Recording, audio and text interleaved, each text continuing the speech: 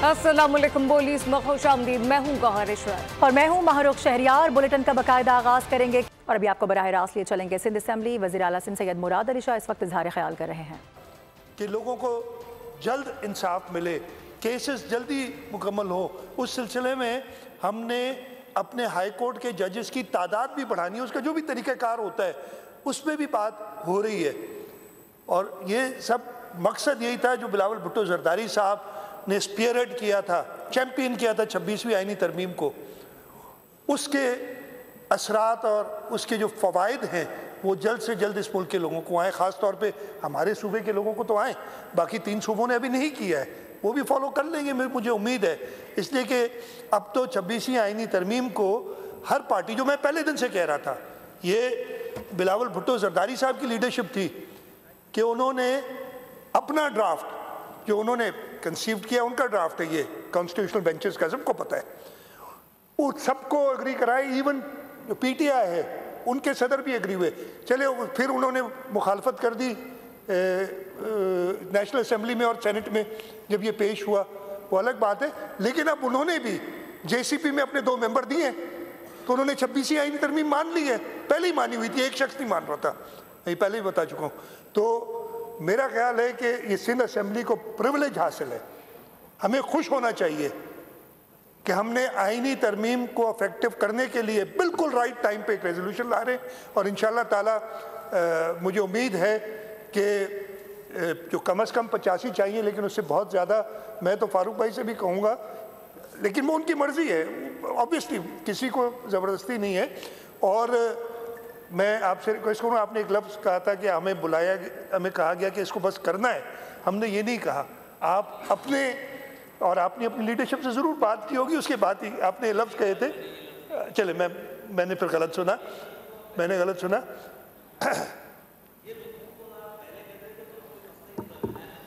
चलिए आप सुन ली ना, अब ताली बजा दीजिएगा। बहुत शुक्रिया जी।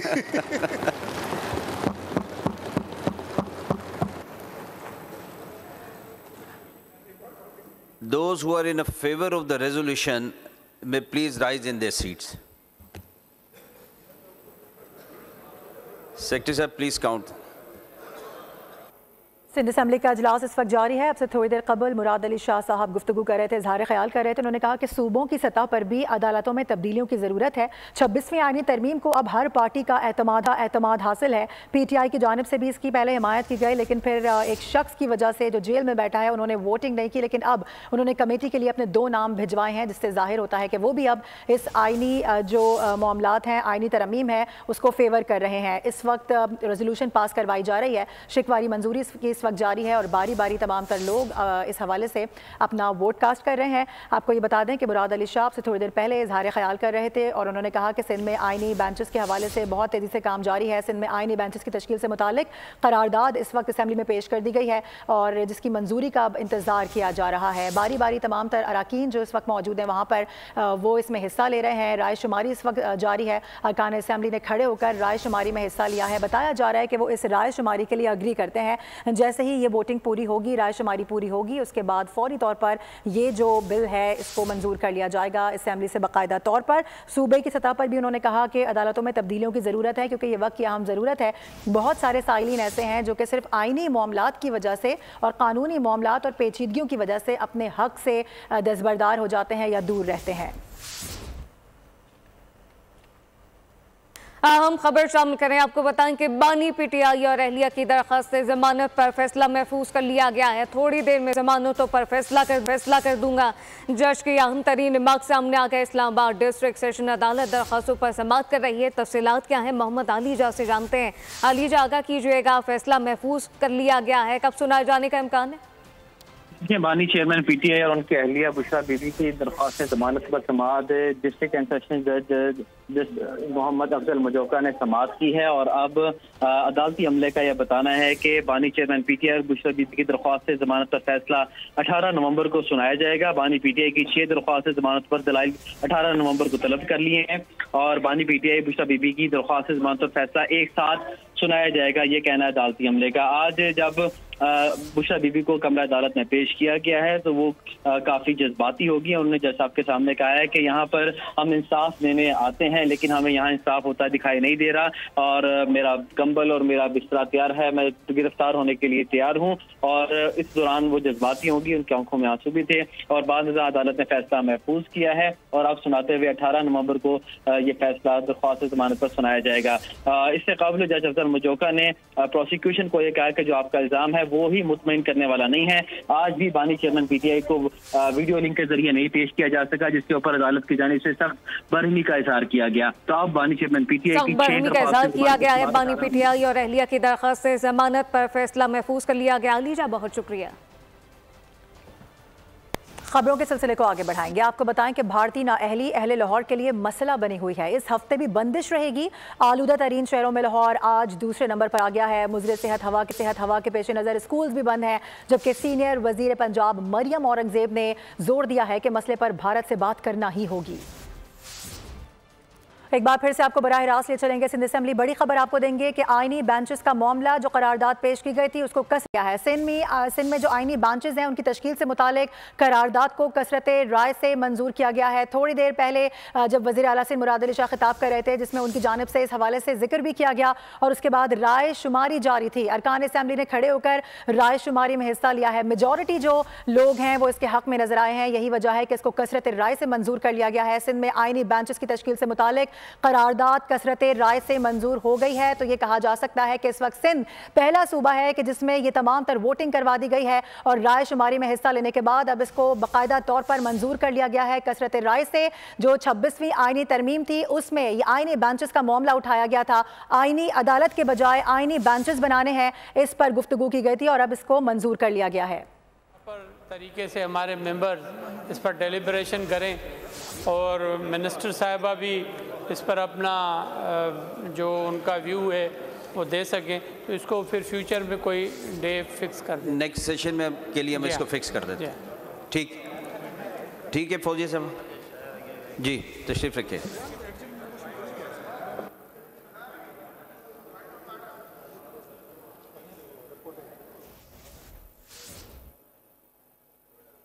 क्या कह रहे हैं सेक्रेटरी साहब, क्या कह रहे हैं, कुछ कह रहे हैं? इसी मामले पर बात कर लेते हैं। गाजी झंडेर हमें ज्वाइन कर रहे हैं। गाजी झंडेर बताएगा, कसरत राय से अब हम देख रहे हैं कि करारदाद को मंजूर कर लिया गया है आईनी बेंचेस के हवाले से। जी बिल्कुल, सिंध असेंबली ने एक आईनी करारदाद को अक्सरियत राय से मंजूर कर दिया। 123 अरकान ने करारदाद के हक में वोट दिया है। ये करारदाद आज सिंध असेंबली के ऐवान में वजीर ज़ियाउर हसन लंजार ने पेश की, जो आइन के आर्टिकल 202A के सब आर्टिकल 6 को फाल करने के लिए सिंध में सिंध हाई कोर्ट में आईनी बेंच कायम करने के लिए सिंध असेंबली से करारदाद की रिक्वायरमेंट थी, उस वाले से आज पेश की गई। और वजीर दाखिला और वजीर आला सिंध ने ऐवान को बताया कि ये करारदाद ऐवान से मंजूर होने के बाद सिंध में आईनी बेंचेस सिंध हाई कोर्ट में कायम की जाएंगी और वो चाहते हैं कि जल्द से जल्द 26वीं आईनी तरमीम के जो फवायद हैं वो सिंध के लोगों तक पहुँचे। आज ऐवान में ये करारदाद पेश होने के बाद इनकम में भी पीपल्स पार्टी जैसे हुकूमत की यानी कहा जा सकता है कि आईनी बेंचेस का कयाम करने वाला सिंध पहला सूबा बन गया है। अपडेट करने के लिए गाजी झंडेर बहुत शुक्रिया आपका। आपको बताएं कि कारोबारी हफ्ते के आगाज पर पाकिस्तान स्टॉक मार्केट में नया रिकॉर्ड कायम हुआ है। इंडेक्स 92,000 पॉइंट्स की हद अबूर कर गया है।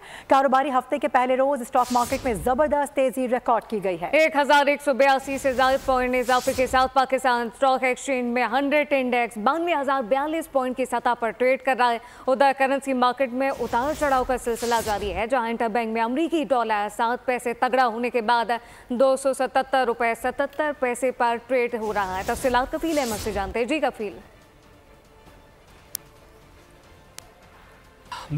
देखिए पाकिस्तान स्टॉक मार्केट की हिस्ट्री में पहली मरतबा जो इंडेक्स है वो 92 का जो लेवल है उसे अबूर करने में कामयाब हो गया और उसकी क्या सेंटिमेंट है, आज मॉनेटरी पॉलिसी की अनाउंसमेंट भी है।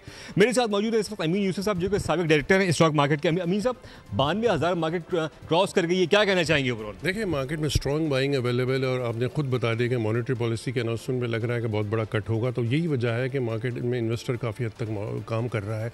ऑयल सेक्टर में काम हो रहा है, खासतौर पर सीमेंट सेक्टर में आप देखें एक्टिविटी देखने में आ रही है। जब ऑब्वियसली ज़्यादा इन्वेस्टर मार्केट में होते हैं तो मार्केट ने ऊपर जाना है, तो ऑब्वियसली वही वाली बात है, फिक्स में उनको पता है कोई रिटर्न्स नहीं होंगे, म्यूचुअल फंड का जो पैसा है फिक्स से या डाइवर्ट हो रहा है वो भी आ रहा है, प्लस से फॉरेनर्स की भी थोड़ी सी एंट्री शुरू हो गई है, तो वो लग रहा है यही वजह है कि लोगों को लग रहा है कि मुसलसल, और प्लस गवर्नमेंट भी जो बोरिंग कम कर रही है, टी बिल्स का ऑप्शन था उसमें गवर्नमेंट ने इतनी ज़्यादा बोरिंग नहीं की। ये मेरे साथ मौजूद थे अमीन यूसुफ साहब, जिनका कहना है कि मॉनेटरी पॉलिसी में जो है वो बहुत ज़्यादा तवक्कुआत हैं और सरमायाकार ये एक्सपेक्ट कर रहे हैं कि मॉनेटरी पॉलिसी में अच्छा कट होगा, जिसके बायस इस वक्त जो सरमायाकारों का एतमाद है खासी हद तक बहाल है। बहुत शुक्रिया। अब ये जानिए, मॉनेटरी पॉलिसी कमेटी का इजलास आज होगा। शरह सूद में 2% तक नुमाया कमी मुतवक्के है। FPCCI ने पॉलिसी रेट में 10% तक कमी का मुतालबा कर दिया। बिजनेस कम्युनिटी और तजियाकारों को उम्मीद है कि आज स्टेट बैंक पॉलिसी रेट में नुमाया कमी करेगा। ताहम मुआशी माहिरीन का कहना है कि स्टेट बैंक मुआशी खिदमात को मद्देनजर रखते हुए मोहतात तर्ज अमल इख्तियार कर सकता है और यकदम पॉलिसी रेट नुमाया तौर पर कम करने के बजाय 2 माह में बतदरीज कमी लाई जा सकती है। की तैयारियां अब आखिरी मराहिल में दाखिल हो चुकी हैं। अमेरिका में सदर के इंतखाब के लिए वोटिंग कल होगी। अमेरिकी मीडिया के मुताबिक बैलेट बॉक्सेस, पेपर्स और इलेक्ट्रॉनिक वोटिंग मशीनें पोलिंग सेंटर्स पहुंचा दी गई हैं। सदर बनने के लिए किसी भी उम्मीदवार को 270 इलेक्टोरल वोट हासिल करने होंगे, जबकि अमेरिकी मीडिया के मुताबिक कौमी सतह पर कमला हैरिस को ट्रंप पर 1 पॉइंट की बरतरी हासिल है। साथ साथ 47% वोटर कमला और 48% ट्रंप के हामी है। स्विंग रियासतों में भी ट्रंप की बरतरी कायम है। रिपब्लिकन सदावती उम्मीदवार डोनाल्ड ट्रंप के हामी ग्रुप ने शिकस्त की सूरत में नताइज को अदालत में चैलेंज करने की मंसूबाबंदी बना ली है, जबकि इसके बायस खर्चा है कि ट्रंप हारने की सूरत में जेल जा सकते हैं।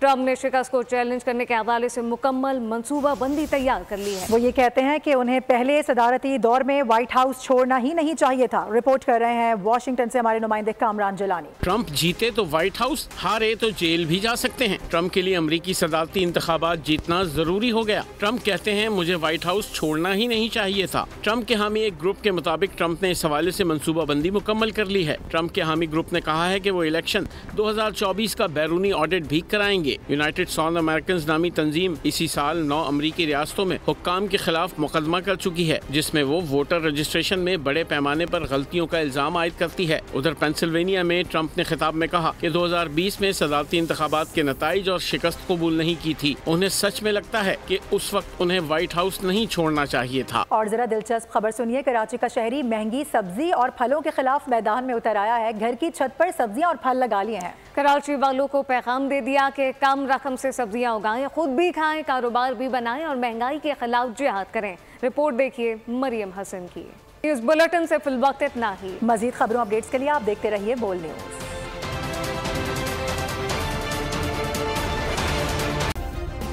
सब्सक्राइब करें और बेल दबाएं ताकि कोई खबर रह न जाए।